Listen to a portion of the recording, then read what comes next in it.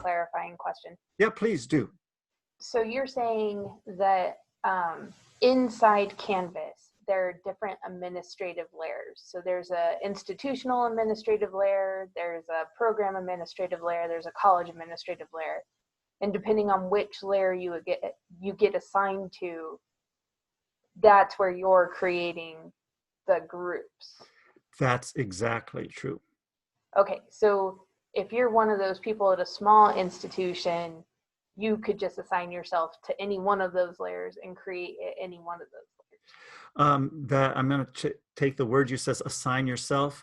A faculty member or anyone cannot assign themselves to someone, but whoever oversees the Canvas technology has the ability to give permissions to access whatever layer that they need to have access to. So for example, our Office of Assessment has access to every layer of every program across campus. We give them access just to their course that's within the program level. So they can have access, and I shouldn't have said course, we can give them access to their program under which all the courses fit. So there are many different ways that people can give permissions into what they need access to without just simply giving a blanket permission for everyone to have access to everything. Our IT has been very helpful giving the access to the people who need it, mainly because it saves them a lot of time from having to do all this work for people when people can do it themselves. Multiple choice items are either right or wrong. So in other words, the faculty in their particular courses, they're collecting how many are right and how many are wrong per assignment to be able to decide what grade they're going to give to their grade book. What we are most curious about, instead of looking at how many are right and wrong for an assignment, if we look at the individual questions that assess a particular item, how many are right or wrong in that particular outcome category? So here's how this works. It'll pull every time that question is answered in this course or across any course in that program, and all other, say, critical thinking questions. This outcome report will have every single question answered every time by every student, whether it's right or wrong. At that point, the program decides in this area, the program can decide what percentage needs to be correct in order to determine whether the students in the program achieving critical thinking. Someone asked this other question about the Mastery Learning Gradebook. If it's an outcome and you bring it into your course, all that then you can see in the Mastery Learning Gradebook. Only the information that comes from the program will then go back to the program level. If it's in the Mastery Learning Gradebook and it was created on the course level, the program won't get that information. Yeah, Sue has a question about using the rubrics when they're not necessarily tied to an assignment. Do they have to be tied to an assignment? And how do you approach those faculty who are not so keen on using Canvas? How do you still get their data on a similar rubric? Okay, that's a very good question. Yes, they have to be assigned to something. I think the important thing is to recognize, as far as assignments goes, every assessment task you are going to ask students to do to demonstrate competence in something that they're learning. That's an assignment. It doesn't have to be an assignment you hand in. It might be they're working in the lab and you're going to, and the person, maybe one of the GTAs is going to be walking around and sort of scoring them each time they're working on the lab on these particular expectations. If you want to collect data, it has to be connected to something that you are scoring. So yes, it has to be somehow an assignment. Let's start with just the raw data. What do we make available to faculty in terms of raw data? And then do we have any specific data restrictions? Okay, the aspect of raw data, the raw data comes from the faculty. We don't have the data. The data comes to us from what they are collecting. So the question is, do we give them the raw data back? Well, they have it to begin with. If it's their data, if they want to do more with their raw data, yeah, sure, it's their data. What we do, in other words, we try to facilitate their understanding, their use of the data to make it more useful to them. And that's the key, is all of these assessment processes needs to be their usefulness to them as a program. So in terms of programs using the data, I think we've found that the programs that don't get very involved in their data and just use the basic visualizations, they take it at its face value. But then as soon as you show them that there is much more going on, like Fred showed, breaking down those larger outcomes into the criteria, and that's when they see that there's possibilities of learning more, and then they start to use it in different ways. When we get data from our student information system, they cannot have access to that raw data. We will insert the data into their visualizations, and then we hide the data source. They can't get to the student information system because the FERPA doesn't allow us to be able to do that. Well, we could do it, but we can't. It's against the law. So there are aspects that we protect the data that needs to be protected. We do not give data that belongs to a program to other programs. This is their data and they own it. We give them access to the other data that they need to be able to make whatever comparisons that they need to do to be able to understand their data a little bit more effectively. We're trying to get them to look at assessment much deeper than they've ever done before. And that's where the value comes. Tracy brought up a really great point about using outside evaluators. How do we get data from them and use that in our visualizations and outcomes assessment as well? I'm glad you asked that because I didn't mention it here at all. Canvas cannot collect data from people outside of the university. So when we need external evaluators, we create the same assessment rubrics, if you want to call it. We replicate them we use Qualtrics. If you have another survey system, survey systems can be used to create rubrics. And we create the rubric in this external system. So in other words, when we download the CSV from Qualtrics, it's exactly the same thing as we get from Canvas, and we put them together. Another question is, something that we're very familiar with. Downloading data from Canvas can be challenging. And specifically, Suzanne's IT folks said they need more server space. What advice do we have? Let me tell you how we started, and I'll give you a few steps along the way. We started with whichever program was going to start using Canvas. When we started, there were maybe 4 or 5 programs that actually were using Canvas. A lot of, maybe I should mention this. We do not require anyone to use Canvas. In courses, for learning management, for grading, they don't have to use Canvas. If they do use Canvas, we want to teach them to use the grading scheme in such a way that it becomes useful to their program. Now, that being said, when we started, we did not have Power BI to be able to analyze the data.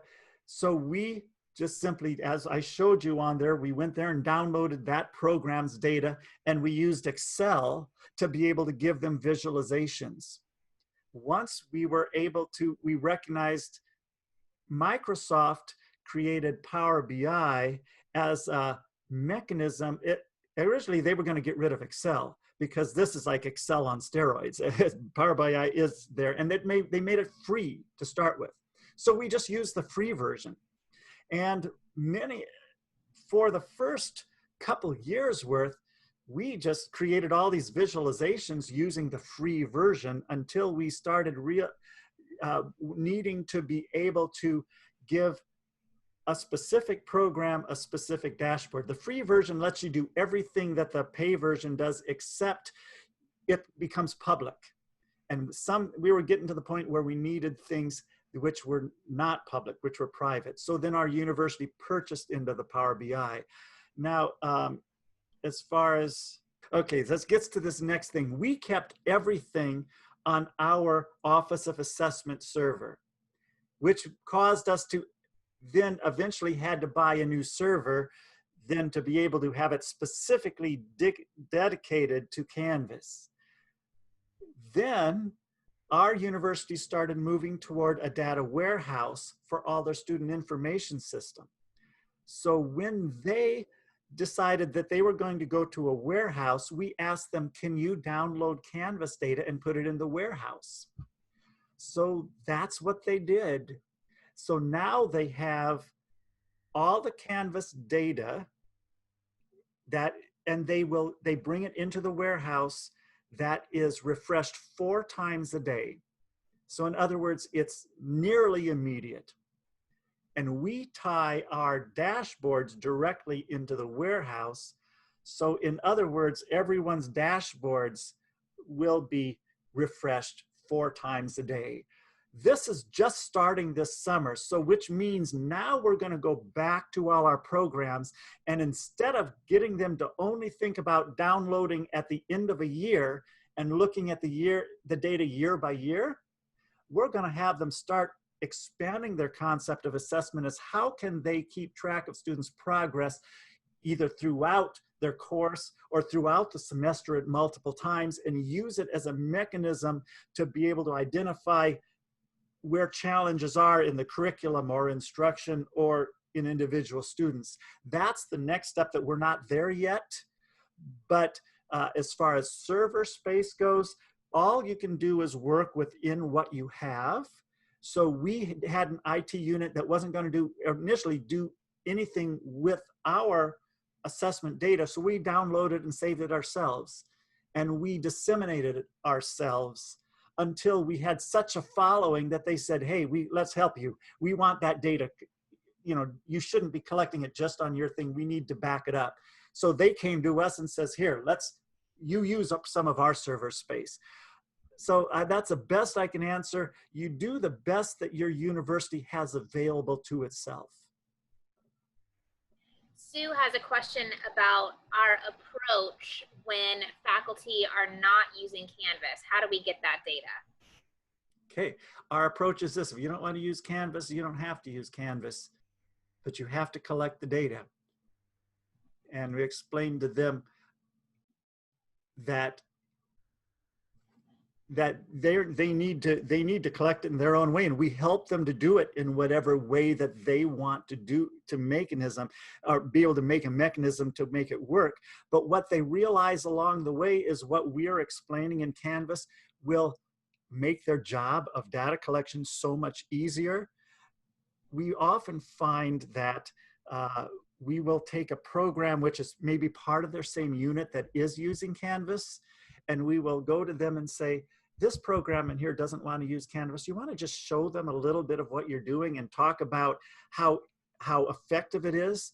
And pretty soon that program comes to us and say, can you help us to do what that group does over there? We're tired of collecting data.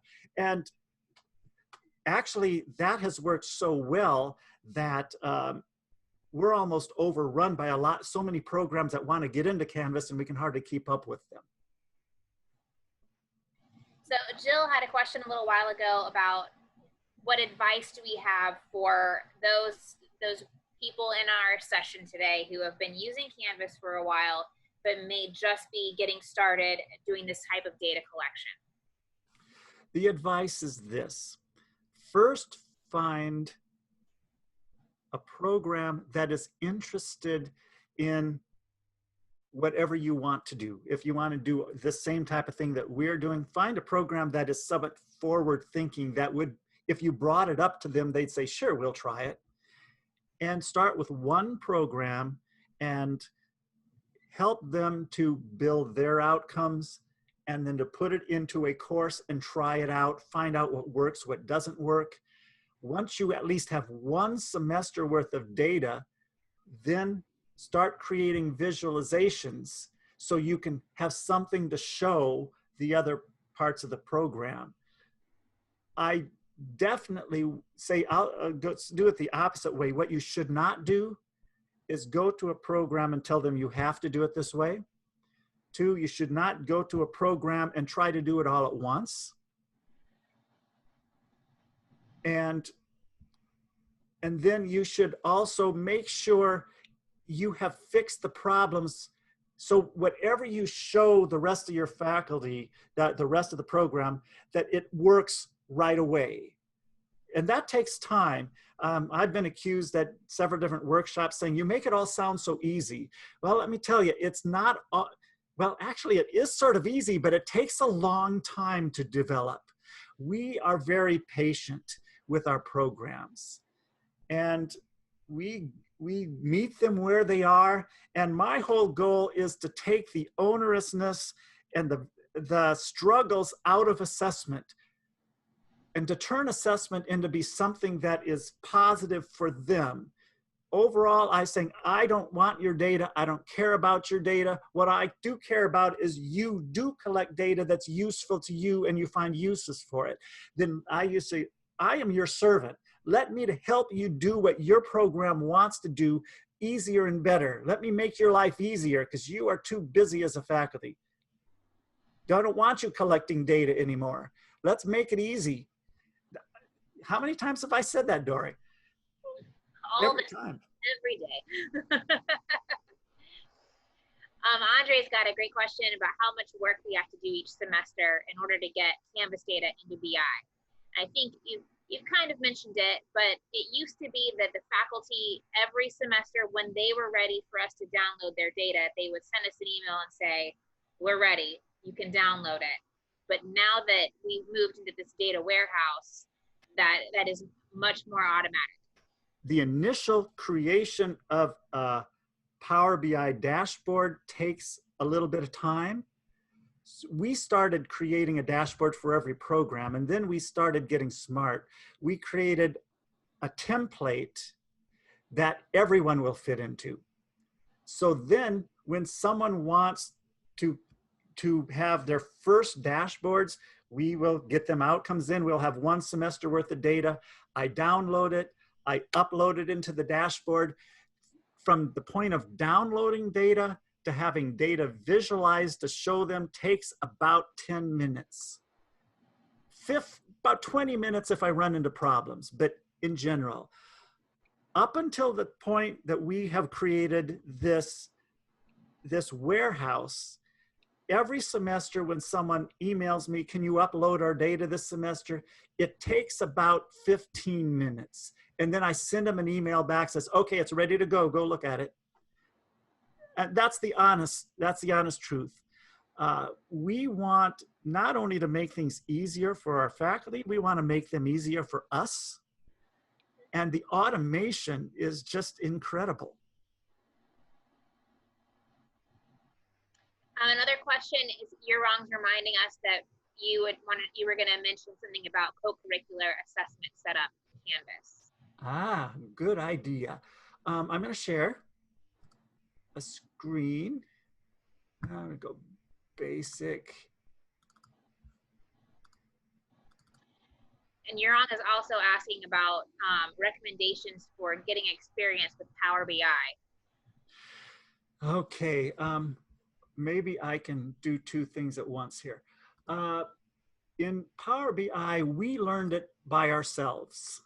We went to the videos, Power BI, and we just started watching videos.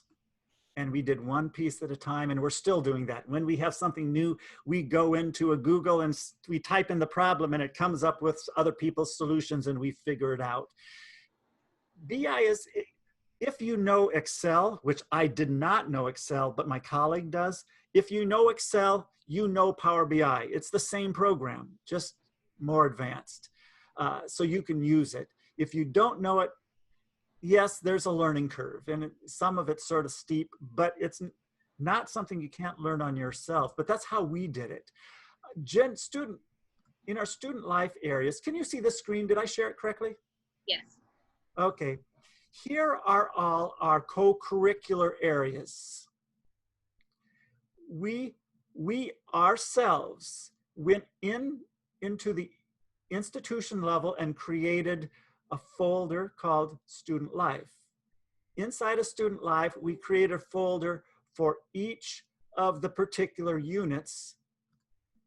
Then in each of the units, we created for them the outcomes that they are assessing and the levels of achievement which they use to assess.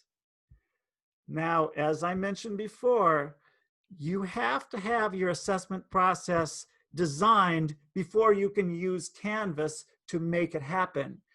Canvas is a mechanism, it's a tool. It doesn't create an assessment process, it makes it happen. I want to go back a little bit in our K-State First. I did mention about they have courses all across the colleges which are specifically to assess applied learning, building community, and et cetera. Here's the more detailed definition of it. And they worked as a unit to create their differentiation of achievement levels. Inside of the instruction, or in this level of the institutional level, then we put together for them the rubrics that each group will use. This is specifically for what's called CAT communities, the learning outcome of these outcomes that are specifically for this group, and etc. We create the rubrics. Then what they do, pull down this rubric and use it to score on the assignment that they have designated for their first year experience. It is possible to create a course which goes across the institution, which is not assigned to a course itself, but it might be a student life experience. And then they would import the students that they are collecting from. There are multiple ways to do this, and I probably can't explain all of the possibilities, but I don't know if this gave you some ideas, but this is how we're doing it. And if you wanted to address, say, undergraduate outcomes of diversity or knowledge or oral communication, you could do that by, yes, let's say you use the value rubrics and you turn oral communication into a folder. And inside of that folder will be a criteria line, an outcome line for each of the value rubric criteria. Then you would create the rubric that anyone then could pull down and score using this common level criteria, if that's the way your university is set up. In terms of the co-curricular assessment within Canvas, how do we get students enrolled in order to get them in Canvas, say for admissions or academic achievement center? How do we set that up? Okay, if you are using an event, you would have to know who the students were going to be at that event in order to upload them into that assignment so you can score them. If you are not able to know in advance who's going to be there, I guess one possibility is you could upload all the students of the university, but you'd never be able to find them quick enough. So we don't use Canvas for many of those things. We use, say, a Qualtrics rubric that will score the students, or let's say it might be even in the form of a survey where we're asking the students, whatever your scoring mechanism is, if you don't have a course created, you don't use Canvas, you use another mechanism.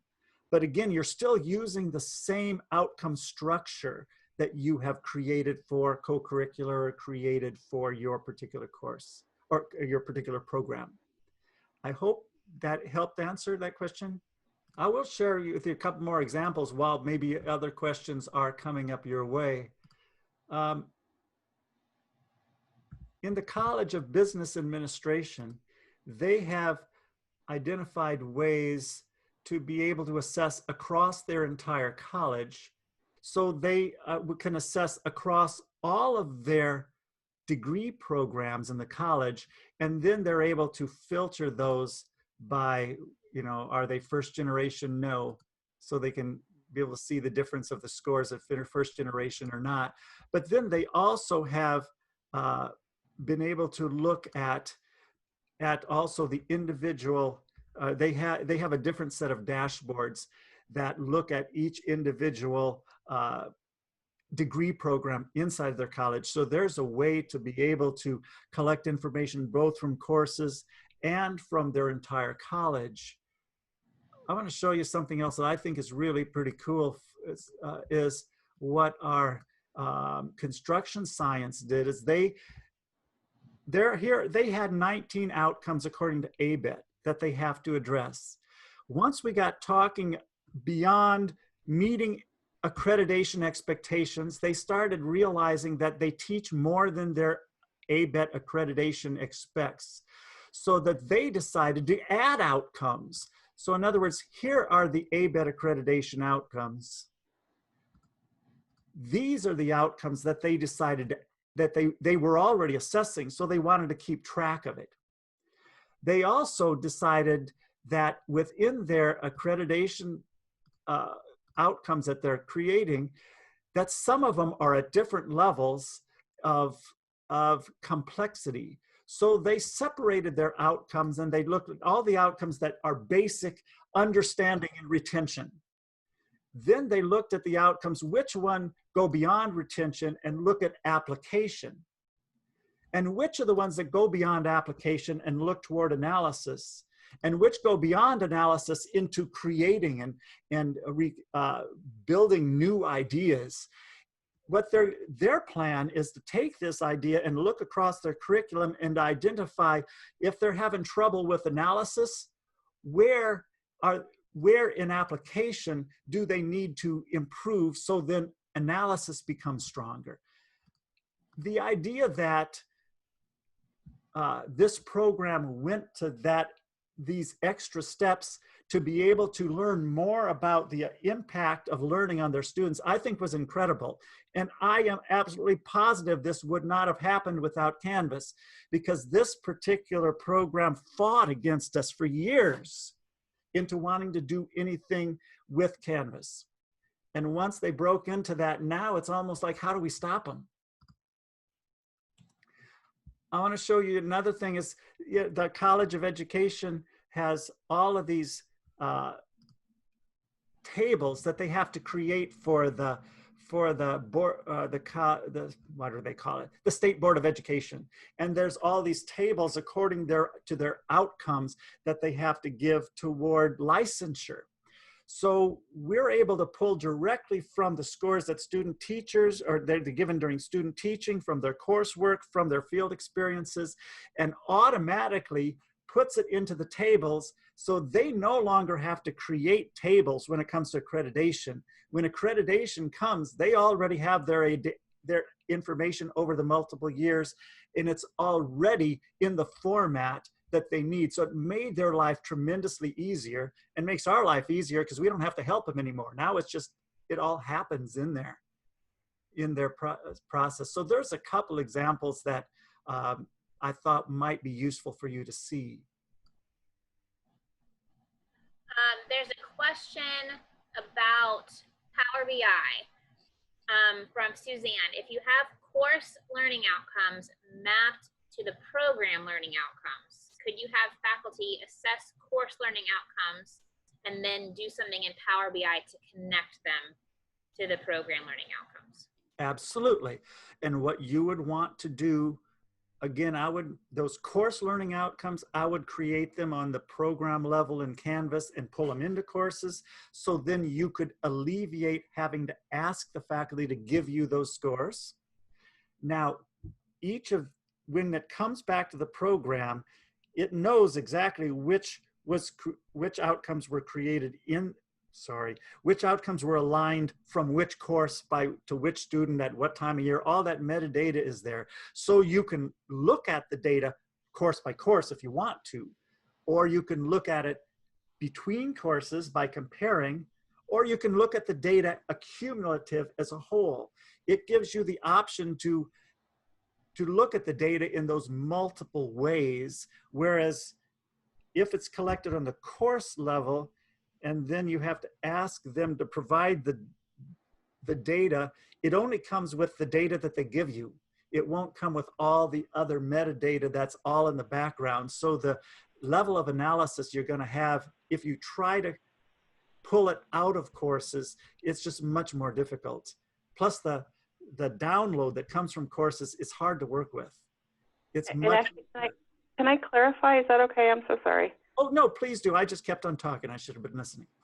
No, it's good. Actually, and I don't know how to type it or even really how to ask it, but can we then use Power BI to take it up a notch? So the faculty have assessed at the course or program level, and they've told us that this outcome connects to the institutional learning outcome, whatever it is. Can we somehow have faculty only assess at the lower level and then use Power BI to connect that to upper level outcomes? Does that Absolutely. I see your question now. Instead of creating the outcome on the institution level, we have, and this is what we do, by the way, we don't have any of our institutional outcomes on the institution level. We have them all assess them on in the courses and collected on the program level. And then in Power BI, we know we align, this one goes to that outcome and this one goes to that outcome, etc. So yes, it can be aligned later simply by adding a connecting, it's sort of like an extra table that says, if it's this outcome, it means this. So it pulls it all together. Absolutely. That's easy then. Good question, because that's exactly what we do. We did not start by putting institutional levels on the institution level. We wanted them to think of, what does this institutional outcome look like in your program? Sarah's got a question about philosophy. I don't know if Sarah's going to jump on and talk about that. Yeah, sure. So when I've attended assessment conferences, and occasionally this will come up, it's you shouldn't be collecting all the data on all the outcomes at once. And it's just a philosophy.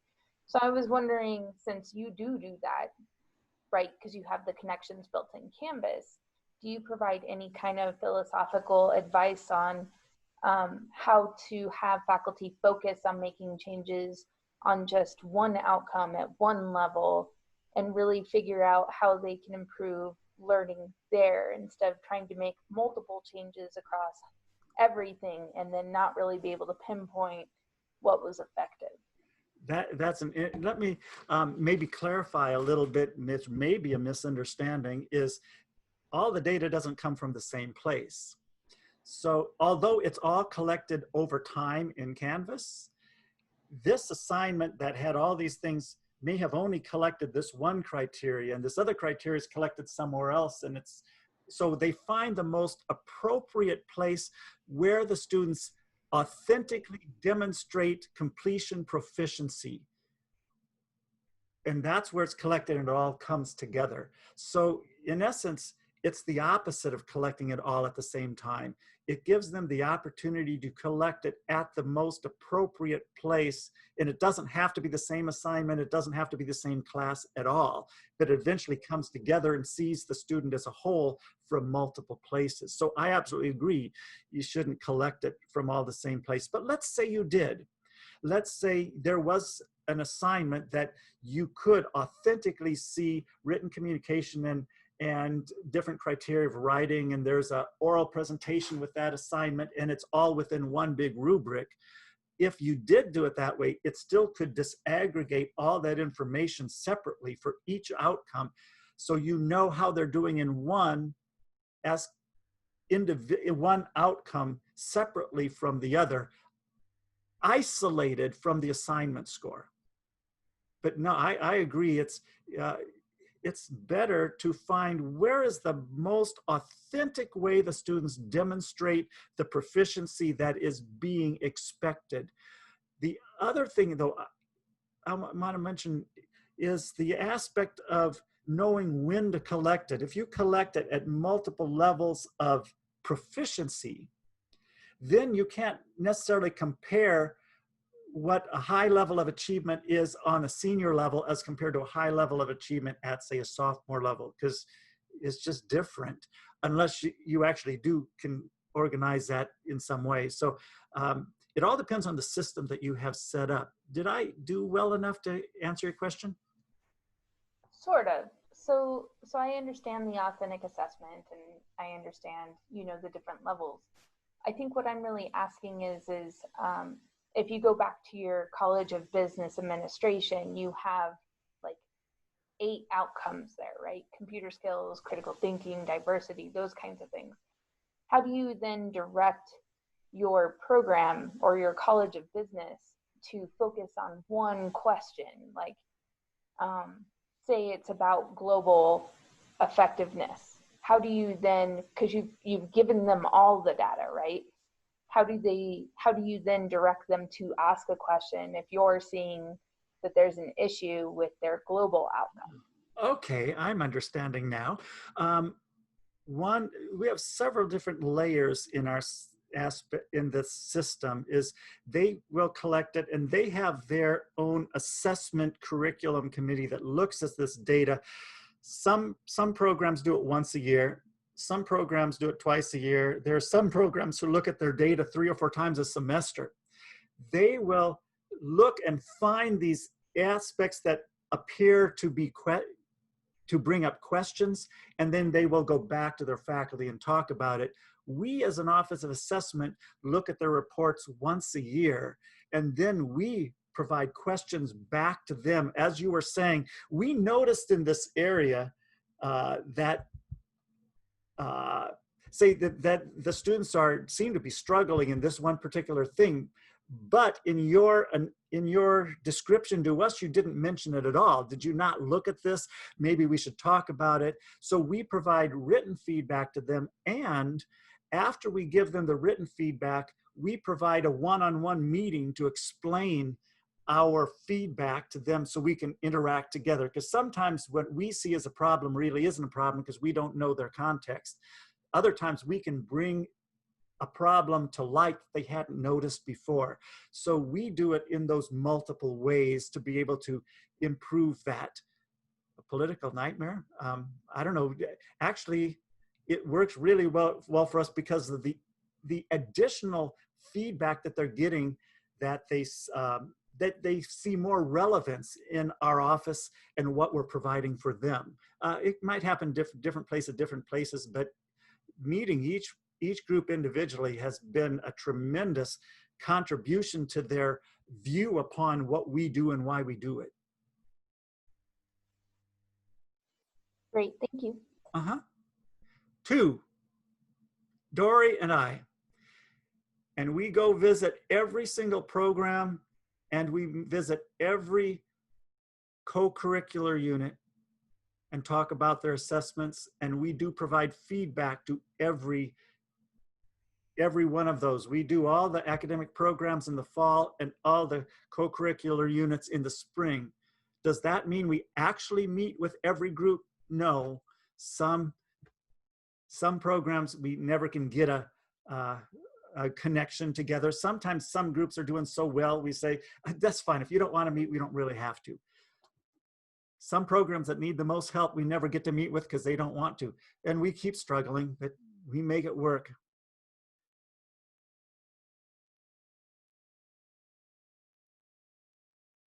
Yes, not being an add-on activity is one of the most valuable components of using Canvas.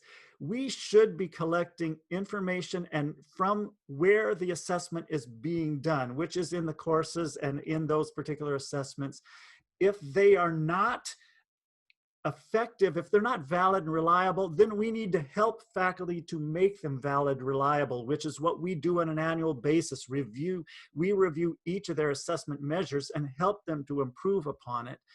And that's the way we work at that. And we need to respect faculty in their programs and respect their autonomy, and why this outcome might look different in their discipline as it looks in a different discipline. And that's okay. That's the way it should be. So I think that's the value of this whole Canvas thing. Tag a rubric row with an outcome rather than having it say. Oh, yes, we've been asking to, can we tag a row of a rubric that's already been created rather than, yeah, that would be great.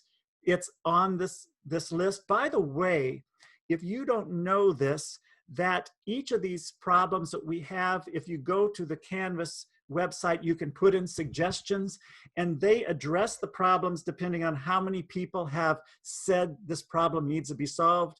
So we can have a major push toward a specific thing and say, everyone send in, every week, send in something you need to fix this. The more people who respond to Canvas, the more it gets done in general. Yeah, and this is on their, we've talked with Canvas, and this is on their plan, is tagging things after the fact, but it's not there yet.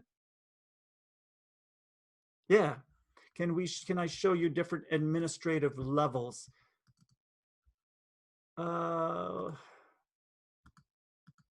Wake up. Okay, here is our institutional level. Of course, there's one institution level. So if I go, there's no sub-accounts in an institution level. Underneath the institution level is the college level. So if I could go to a college level and then find all the sub-accounts in that college. So I'm going to, as an example, I'm going to, the one college that uses sub-accounts or uses assessments on the college level is the College of Education, is one area that is the easiest to show. In the College of Education, we don't put any of the outcomes in their program level at all. We put all of their outcomes on the college level because they are the same outcomes across all their programs because it's the same license. All the INTAS standards that are part of licensure are created here, and each of these are a part of the rubric that is scored of their portfolio and or in their student teaching. So they're all created individually and put together as rubrics that are pulled down in the specific courses. And same thing with dispositions, the same thing with the graduate programs. Okay, cross-listed courses. If it's cross-listed, that means it is in both programs.